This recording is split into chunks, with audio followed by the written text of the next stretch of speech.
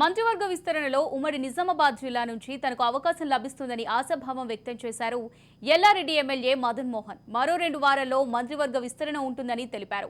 August 15 లోపు తమ ప్రభుత్వం రైతు రుణమాఫీ చేస్తుందన్నారు. రానున్న రోజుల్లో నియోజకవర్గాన్ని అన్ని రకాలుగా అభివృద్ధి చేస్తామని చెబుతున్న ఎల్లారెడ్డి కాంగ్రెస్ ఎమ్మెల్యే మదన్ మోహన్తో మా reporter Kishore face to face.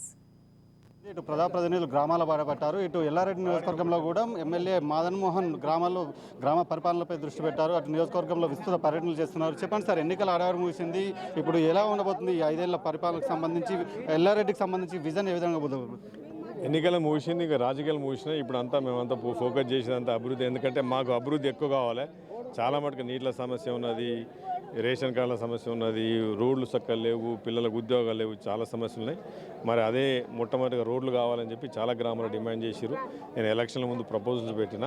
నిన్ననే 36 కోట్లు కూడా పంచాయతీరాజ్ నుంచి వచ్చినాయి. అంతకుముందు 25 కోట్లు ఆల్రెడీ శాంక్షన్ అయ్యి కలెక్టర్ గారి దగ్గర ఉన్నాయి, ఎల్లారెడ్డి టౌన్కు ఉన్నాయి.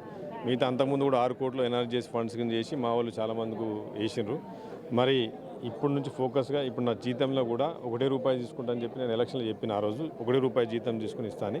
చాలామంది ఆ రోజు నమ్మలేదు, చాలామంది ఎగతాళి చేసిరు, ప్రతిపక్షం వాళ్ళు రాసిండ్రు, సోషల్ మీడియా ట్రోల్ చేసిరు నేను చేయడని. ఇలా మా కాంగ్రెస్ పార్టీ కార్యకర్తలు చాలా సంతోషంగా ఉన్నారు. మరి జీతం రాగానే అందరం కలిసి మా సర్వాపూర్లో వెంకటి ఇంటికి పోయి మేము కాంగ్రెస్ పార్టీ తరఫున ఇలా 4 లక్షలు ఇవ్వడం జరిగింది. మరి అదేవిధంగా ఇలా కాంగ్రెస్ పార్టీ కార్యకర్త కూడా ధైర్యం వచ్చింది.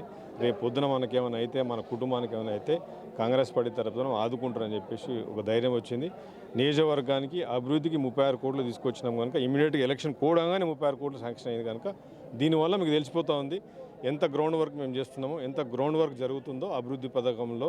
ఇదైతే వెనుకబడ్డ ప్రాంతం ముందు పోయేది బాధ్యత నియోజకవర్గం చేసుకునే బాధ్యత నేను తీసుకున్నాను. రైతులు ఎక్కువగా ఉన్నారు, అలాగే రైతు రుణమాఫీకి సంబంధించి కూడా చాలా రకాల అటు ప్రచారం జరుగుతుంది. అసలు రుణమాఫీ ఎప్పుడు ఉండబోతుంది, జరుగుతుందా లేదా?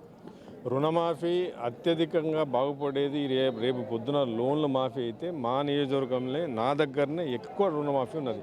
ఎందుకంటే రైతులు ఎక్కువ ఉన్నారు, ప్రతి ఒక్క లోన్లు తీసుకున్నారు, ప్రతి ఒక్కళ్ళ ఇంటి మీద లోన్ ఉన్నది. ఇవాళ నేను ముఖ్యమంత్రి గారిని కలిసినప్పుడల్లా ఏమీ అడుగుతలేను.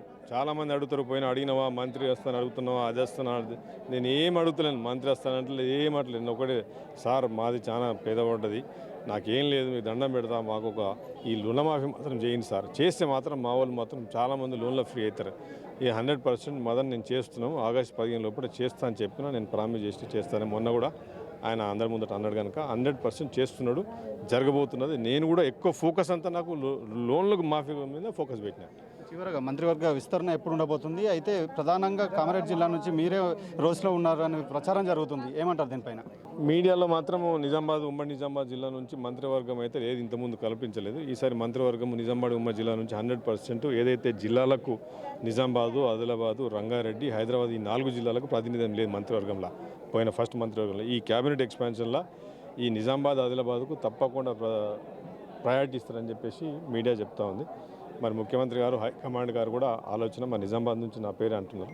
మరి అది జరిగితే డెఫినెట్గా 100% క్యాబినెట్లో ఉంటే నా నియోజకవర్గానికి, రాష్ట్రానికి కూడా, మా ఉమ్మడి నిజామాబాద్ జిల్లా కూడా నేను ఉపయోగపడతానని. Thank you sir. మొత్తానికి మాత్రం ఇటు రానున్న రోజుల్లో ఇటు ఎల్లారెడ్డిని మరింత అభివృద్ధి చేస్తామని అటు మదన్ మోహన్ చెప్తున్నారు. అంతేకాకుండా ఆగస్టు 15 లోపు రైతు రుణమాఫీ కూడా చేస్తామని మదన్ మోహన్ చెప్తున్నారు. కెమెరా పర్సన్ చైతన్యతో కిషోర్, రాజ్ న్యూస్, నిజామాబాద్ నుండి.